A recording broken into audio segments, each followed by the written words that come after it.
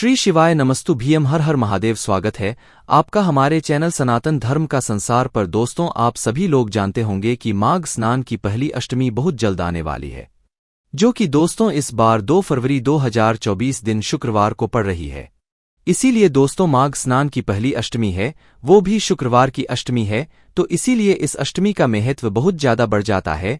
और आज की इस वीडियो में हम आप लोगों को इसी दिन किए जाने वाले कुछ ऐसे विशेष उपाय बताएंगे जो आपकी जिंदगी को पूरी तरीके से बदल देंगे, आपकी सभी मनोकामनाओं को पूर्ण देंगे, साथ ही में आपके जीवन से दुख और समस्याओं को भी दूर कर देंगे। दोस्तों, ये अष्टमी खास इसलिए है क्योंकि 2024 माघ स्नान की पहली अष्टमी 2 फरवरी 2024 को ही यहां पर पड़ रही है।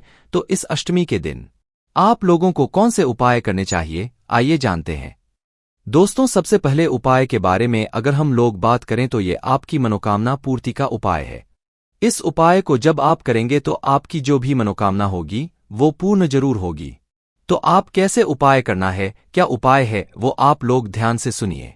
दोस्तों, सबसे पहला वाला जो हम उपाय के बारे में बात करेंगे, ये चावल वाले उपाय के बारे में बात करेंगे, क्योंकि चावल वाला एक ऐसा उपाय है जो भी व्यक्ति करता है उसकी मनोकामना जरूर पूर्ण होती है, वो भी अष्टमी के दिन, वो भी शुक्रवार की अष्टमी के दिन। तो दोस्तों, करना क्या है, आप लोगों को 108 चावल के दाने वाला ये उपाय है। आप लोगों ने उपाय पहले भी सुना होगा, पर इस दिन ये उपाय करने का विशेष महत्व, यहाँ पर आप लोगों को विशेष फल मिलने वाला है। ठीक है, तो करना क्या है, 108 चावल के दाने आप लोगों को यहाँ लेना है, जो कि आप लोग कहाँ से लोगे, अपने घर के रसोई घर से लोगे। तो 108 चावल के दाने अपने घर से गिनना है, गिनकर निकाल लेना है, और निकालने के बाद सीधा आपको पहुंच जाना है कहाँ पर, भगवान शिव जी के मंदिर, वो भी प्रातःकाल सुबह सुबह। इस माघ स्नान की पहली अष्टमी के दिन करना क्या है, शिव जी के मंदिर पहुंचने के बाद आप अगर कोई पूजन अर्चना करना चाहते हैं, शिव जी पर फूल वगैरह चढ़ाना चाहते हैं, जल चढ़ाना चाहते हैं,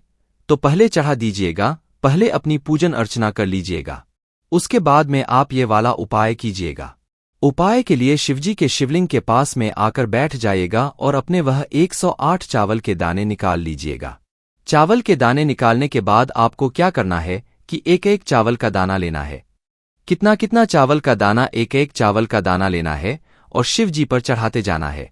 बस ध्यान इस बात का रखना है कि हर चावल के दाने को चढ़ाते समय शिव जी का जो नाम होता है या शिव जी का जो मंत्र होता है, श्री शिवाय नमो, वो आपको बोलते जाना है।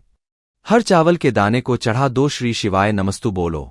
इसी प्रकार से पूरे 108 चावल के दाने को चढ़ाते समय आपको 8 बार ही श्री शिवाय नमस्ते साथ में बोलते जाना है।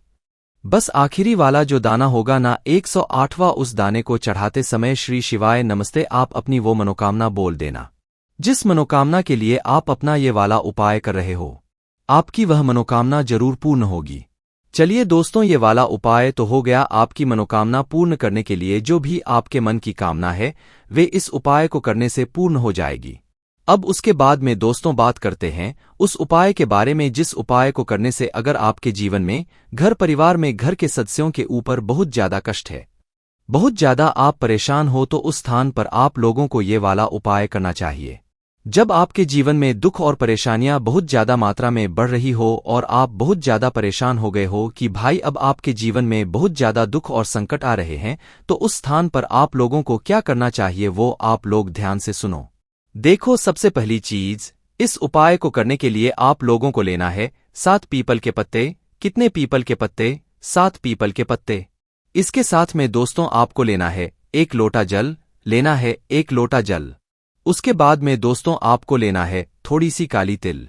क्या होती है काली तिल? जो जिसमें छोटे छोटे काले काले दाने रहते हैं, वो वाली थोड़ी सी काली तिल। उसके बाद में दोस्तों हल्दी का गट्टा या टुकड़ा। हल्दी का आपने टुकड़ा देखा है, पिसी वाली हल्दी नहीं चाहिए, इसमें हल्दी का गट्टा चाहिए। जो हल्दी का टुकड़ा होता है वो भी आप लोग ले सकते हो। उसके बाद में दोस्तों अब करना क्या है वो आप लोग ध्यान से सुनो।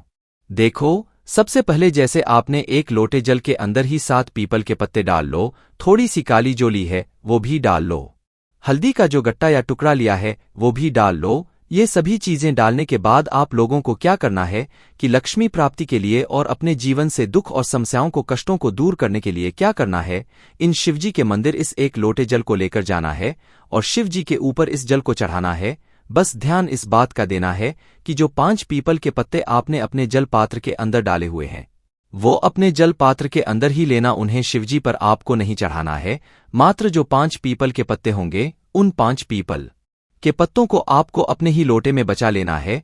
पूरा जल शिवजी पर बचा हुआ जो है चढ़ा देना है। जैसे ही आप लोगों का पूरा जल चढ़ जाए तो 5 पीपल के पत्ते आपके लोटे के अंदर बच गए होंगे। तो क्या करना है, आप लोगों को इन 5 पीपल के पत्तों को निकालना है, जमा कर ही बाहर निकालना है और अपने ऊपर इनका थोड़ा छिड़काव कर लेना है, भगवान के आशीर्वाद स्वरूप समझकर।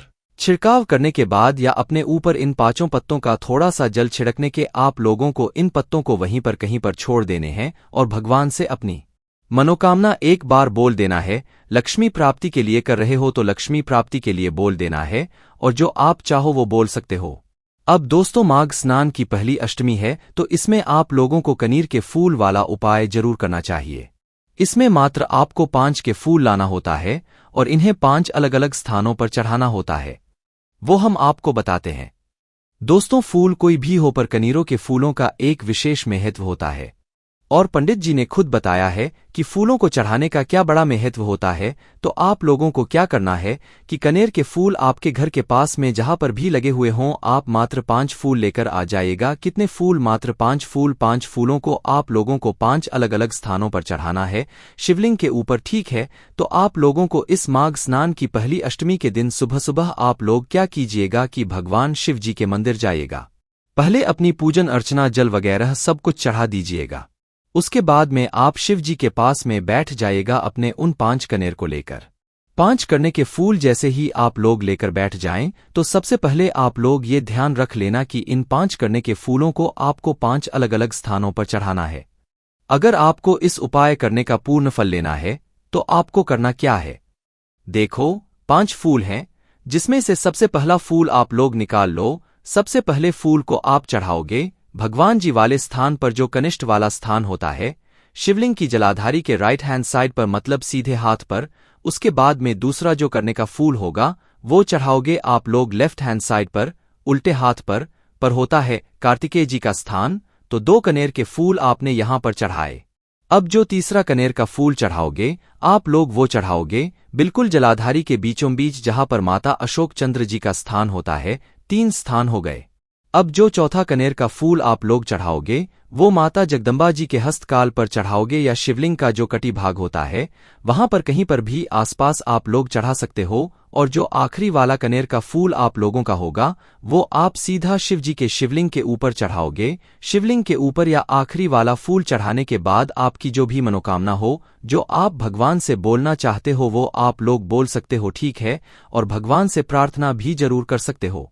उसके बाद में दोस्तों बात करते हैं एक अगले उपाय के बारे में, जिस उपाय को करने से आपके घर में ऐश्वर्य, धन, समृद्धि सब कुछ बढ़ेगी।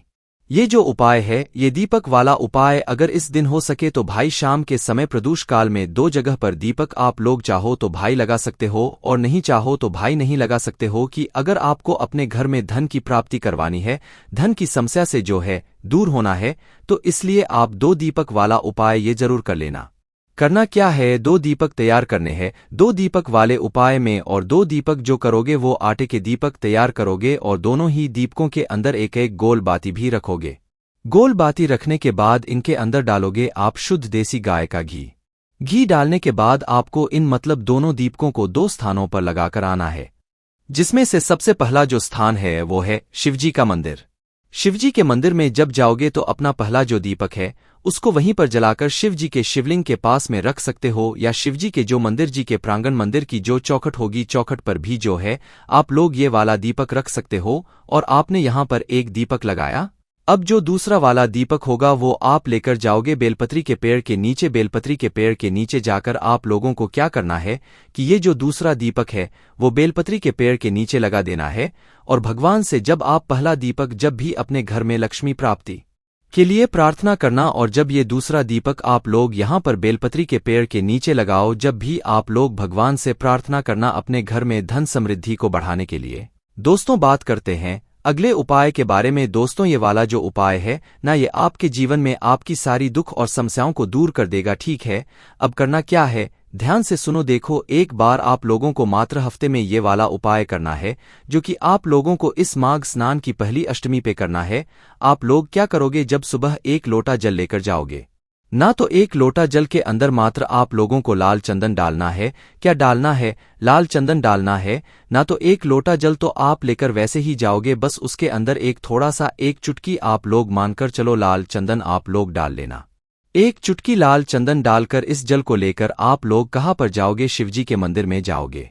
शिवजी के मंदिर में जाकर इस लोटे जल को आप शिवजी पर चढ़ाओगे। लाल चंदन के जल को आप शिवजी पर चढ़ाओगे और आखिरी में थोड़ा सा जल बचा बचाकर भी लाओगे, जो कि आप लोग बेलपत्री के पेड़ के नीचे चढ़ाओगे। तो ये वाला उपाय जो है हफ्ते में मात्र आपको एक बार करना होता है। आप इस उपाय को कोशिश करें कि भाई माघ स्नान की पहली अष्टमी के दिन कर लें। मात्र एक लोटी जल के अंदर लाल चंदन का जल जो है डालकर शिवजी पर चढ़ाएं और वही जल थोड़ा सा बचाकर बेलपत्री के पेड़ के नीचे चढ़ाएं। इससे आपको निश्चित ही भगवान का आशीर्वाद प्राप्त होगा। उसके बाद में दोस्तों बात कर लें अगले उपाय के बारे में, जिस उपाय को करने से आपके घर के ऊपर, अगर आपके ऊपर भी कर्जा बहुत सारा हो गया है ना, तो आपका कर्जे से मुक्ति मिल जाएगी। इस उपाय में क्या करना रहता है कि भाई आप लोगों को आपके घर के आसपास कोई भी वट का पेड़ ढूंढना होता है। वट का पेड़ जो होता है वो ढूंढना रहता है, वट वृक्ष ढूंढना होता है। तो करना क्या है, एक लेनी है आपको। क्या लेनी है? एक लौंग। लौंग जानते हो काले कलर की होती है, वही लौंग लेना है। उसके साथ में दोस्तों आप लोगों को लेना है एक गोल बाती का शुद्ध देसी गाय के घी का दीपक। तो एक लौंग और एक घी का दीपक शाम के समय तैयार करके या सुबह के समय तैयार करके आप लोग पहुंच जाना वट वृक्ष के नीचे। वट वृक्ष के नीचे पहुंचकर सबसे पहले आप नवयुवक दीपक जलाना, जो उपाय के लिए लेकर आए हो। उस दीपक को जलाकर वटकेश्वर महादेव के नाम से इस दीपक को आप लोग उस पेड़ के नीचे रख देना। पेड़ के नीचे भगवान से प्रार्थना कर लेना, उनसे विनती कर लेना। उसके बाद में दोस्तों आप जो एक लौंग लेकर आए हो ना, उस लौंग का भोग उसी पेड़ के नीचे बटकेश्वर महादेव के नाम से आप लोग लगा देना और भगवान से कर्जा मुक्ति के लिए प्रार्थना कर लेना और उनसे ऐसा निवेदन करना कि आपके घर में कभी भी कर्जा ना हो और कर्जे से आपको जल्दी से जल्दी जो है मुक्ति मिल जाए।